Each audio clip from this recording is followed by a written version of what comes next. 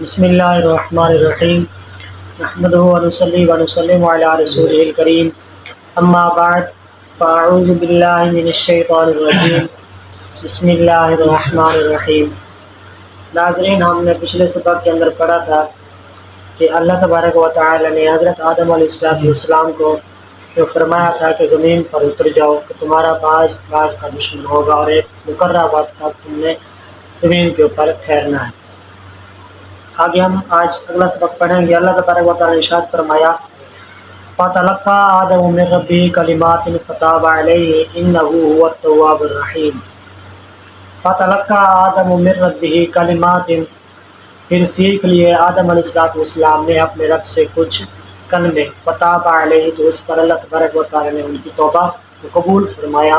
إِنَّهُ هُوَ التَّوَّابُ الرَّحِيمُ، بے شک وہی توبہ قبول کرنے والا اور مہربان ہے۔ آگے فرمایا قُلْنَا اهْبِطُوا مِنْهَا جَمِيعًا فَإِمَّا يَأْتِيَنَّكُم مِّنِّي هُدًى فَمَن تَبِعَ هُدَايَ فَلَا خَوْفٌ عَلَيْهِمْ وَلَا هُمْ يَحْزَنُونَ۔ اور ہم نے فرمایا قُلْنَا اهْبِطُوا مِنْهَا جَمِيعًا، ہم نے فرمایا کہ اتر جاؤ تم سب کے ساتھ جنت سے۔ فَإِمَّا يَأْتِيَنَّكُم مِّنِّي هُدًى، پس جب پہنچے تمہارے پاس میری طرف سے کوئی ہدایت، فَمَن تَبِعَ هُدَايَ، پس جس نے اس ہدایت کی اتباع کی، متبع ہوا، فلا خوف علیہم ولا هم یحزنون، تو نہ ان پر کوئی خوف ہوگا نہ وہ غمگین ہوں گے۔ والذین کفروا وکذبوا بآیاتنا، اور وہ لوگ جنہوں نے کفر کیا اور جھٹلایا ہماری آیتوں کو، اولئک اصحاب النار هم فیہا خالدون، یہی لوگ اہل دوزخ ہیں اور اس کے اندر ہمیشہ رہیں گے۔ اللہ تبارک و تعالی نے حضرت سیدنا آدم علیہ السلام کو فرمایا کہ زمین پر اتر جاؤ، کیونکہ ان سے اجتہادی خطا ہوئی تھی، یعنی ان کا جو اجتہاد تھا اس کے اندر ہلکی سی خطا ہوئی تھی، جس کی بنا پر اللہ تبارک و تعالی نے فرمایا تھا حضرت آدم علیہ السلام کو کہ تم زمین پر اتر جاؤ،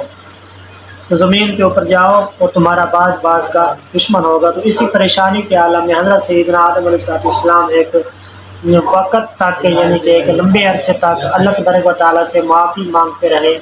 تو ایک دن اللہ تبارک و تعالیٰ کی طرف سے ان کے قلب کے اوپر، دل کے اوپر القاء ہوا، یعنی کچھ کلمے اللہ تبارک و تعالیٰ نے ان کو عطا فرمائے، سکھائے، تو ان کے ذریعے حضرت آدم علیہ السلام نے معافی چاہی، یعنی توبہ کی، اور اللہ تبارک و تعالیٰ نے حضرت آدم علیہ السلام کی اس توبہ کو قبول فرمایا۔ تو اللہ تبارک و تعالی نے ان کے قلب اطہر پر کون سے الفاظ القاء فرمائے تھے، اس کے بارے میں مختلف روایات ہیں۔ ان میں سے ایک روایت یہ ہے کہ حضرت سیدنا آدم علیہ السلام نے عرض کی، جو انہوں نے کلمات کہے تھے، دعا تھے کہ ربنا ظلمنا انفسنا وان لم تغفر لنا وترحمنا لنکونن من الخاسرین۔ انہوں نے کہا کہ اے ہمارے رب، ہم نے اپنی جانوں کے اوپر ظلم کیا، وَإِن لَّمْ تَغْفِرْ لَنَا، اور اگر تم ہماری بخشش نہیں فرمائے گا، وَتَرْحَمْنَا، اور ہم پر رحم نہیں فرمائے گا، لَنَكُونَنَّ مِنَ الْخَاسِرِينَ، تو ہم ضرور نقصان اٹھانے والوں میں سے، یعنی خسارہ پانے والوں میں سے ہو جائیں گے۔ تو اس پر اللہ تبارک و تعالی نے حضرت سیدنا آدم علیہ نبینا علیہ السلام کی توبہ کو قبول فرمایا۔ اور ایک روایت اور ہے، اس کے اندر حضرت سیدنا عمر فاروق رضی اللہ تعالیٰ عنہ جو مروی ہے، آپ فرماتے ہیں کہ نبی کریم رؤوف الرحیم صلی اللہ علیہ وسلم نے ارشاد فرمایا کہ حضرت سیدنا آدم علیہ نبینا علیہ السلام نے اللہ تبارک و تعالی کی بارگاہ مقدس کے اندر عرض کی کہ یا اللہ، میں تجھے محمد صلی اللہ علیہ وسلم کا واسطہ پیش کرتا ہوں اور ان کی آل کا واسطہ پیش کرتا ہوں کہ تو میری غلطی کو، میری لغزش کو معاف فرما۔ تو اس پر اللہ تبارک و تعالی نے ان کی معافی، توبہ قبول فرمائی، اور ساتھ پوچھا کہ اے آدم، تو محمد صلی اللہ علیہ وسلم کو کس طرح جانتا ہے؟ حالانکہ ابھی تو میں نے اس کو بظاہر پیدا نہیں فرمایا،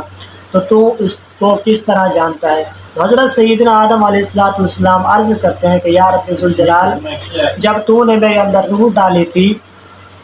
یا میں نے سار اٹھایا تھا، تو سب سے پہلے جو مجھے دیدار ہوا تھا، عرش کے پایوں پر لکھا ہوا تھا کہ لا الہ الا اللہ محمد رسول اللہ، تو میں نے جان لیا تھا کہ یہ وہ نام ہے محمد صلی اللہ علیہ وسلم، یہ وہ نام ہے جو سب مخلوق کے اندر سب سے زیادہ تجھے زیادہ محبوب ہے۔ تو اللہ تبارک و تعالی نے فرمایا آدم، تو نے سچ پہچانا، یہ وہ شخصیت ہے، یہ وہ ہستی ہے، اس کو اگر میں پیدا نہ کرتا تو پھر میں تجھے بھی پیدا نہ کرتا۔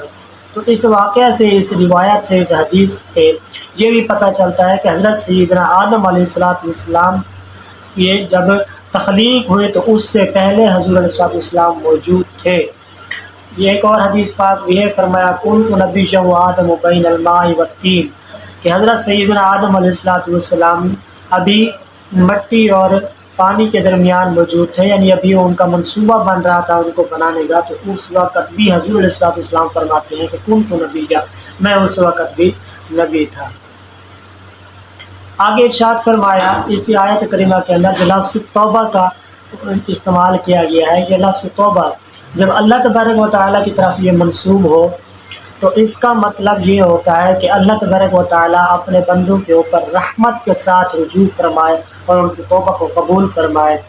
اور یہی لفظ جب توبہ کا بندوں کی طرف بولا جائے، بندوں کی طرف منسوب ہو اس کی مخلوق کی طرف، تو اس کا پھر معنی یہ ہوتا ہے کہ بندہ اللہ تبارک و تعالیٰ کی طرف رجوع کرے اور اپنے گناہوں پر شرمندہ ہو اور نادم ہو اور معافی مانگے، یہ توبہ کرے۔ امام نووی رحمۃ اللہ تعالیٰ علیہ فرماتے ہیں کہ توبہ کی 3 شرائط ہیں، یعنی توبہ کرنے کا مفہوم جو ہے اس کے چھوڑنے، توبہ کرنے کی 3 شرائط ہیں۔ اس کے اندر پہلا کیا ہے کہ گناہ سے رک جانا، اور دوسرا گناہ پر شرمندہ ہونا، اور تیسری شرط کیا ہے وہ یہ ہے کہ گناہ کو چھوڑنے کا پختہ ارادہ کر لینا، کہ اب کچھ بھی ہو جائے میں جس گناہ سے توبہ کر رہا ہوں میں دوبارہ یہ گناہ مجھ سے سرزد نہیں ہوگا۔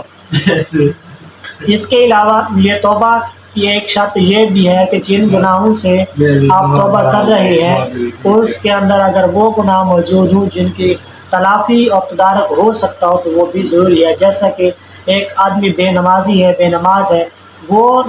یہ توبہ کرتا ہے کہ میں دوبارہ نماز قضا نہیں کروں گا، تو اس پر ضروری ہے کہ جو اس کی نمازیں قضا ہو گئی ہے تو وہ ان نمازوں کو بھی ادا کرے، تب اس کی جو ہے نا توبہ مکمل ہوگی۔ اسی طرح اگر کوئی چور ہو، اسی طرح کوئی غاصب ہو جس نے کسی کا مال غصب کر لیا ہو، جس نے کسی کی کوئی چیز چھپا لی ہو، کوئی ڈکیتی کی ہو، چور ہو جس نے کوئی چوری کر لیا ہو مال، اس کے بعد چور توبہ کرتا ہے تو اس کے لیے ضروری ہے جتنا مال اس نے چوری کیا وہ سب کا سب واپس کرنا اس کے لیے ضروری ہے، تو تب جا کر ان کی توبہ قبول ہوتی ہے۔ یہاں تک آج کا سبق کہ اللہ تبارک و تعالیٰ نے حضرت سیدنا آدم علیہ السلام کی توبہ حضور نبی کریم رؤوف الرحیم صلی اللہ علیہ وسلم کے توسل سے، ان کا وسیلہ جلیلہ سے، آپ کے وسیلہ جلیلہ سے اور آپ کی آل کے وسیلہ جلیلہ سے توبہ کو قبول فرمایا، اور ہمیں یہ سبق دے دیا ازل سے ابد تک کہ جب بھی کبھی تم گناہ کر لو، گناہ کرنے کے بعد میری طرف رجوع کرو اور توبہ استغفار چاہو، تو اپنے باپ یعنی حضرت سیدنا آدم علیہ السلام کی سنت پر عمل کرتے ہوئے مجھے محمد صلی اللہ علیہ وسلم کا واسطہ پیش کرو، وسیلہ پیش کرو، ان کے وسیلے سے معافی چاہو تو میں تمہیں معاف فرما دوں گا۔ اور اسی حضرت سیدنا آدم علیہ السلام نے جو یہ الفاظ استعمال کیے کہ یا اللہ میں تجھے محمد کا واسطہ دیتا ہوں، وسیلہ دیتا ہوں، اس کے وسیلے سے میری مغفرت فرما، تو اس سے مسئلہ یہ بھی ثابت ہوتا ہے کہ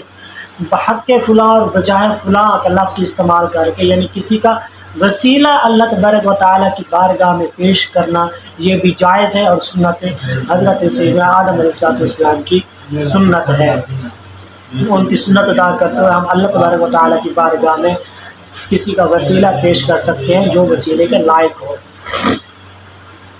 کہ جس کے ذریعے اللہ تبارک و تعالیٰ اس کا وسیلہ مان کر اللہ تبارک و تعالیٰ مغفرت فرمائے۔ اور اس کے اندر ایک چیز اور بیان کی گئی ہے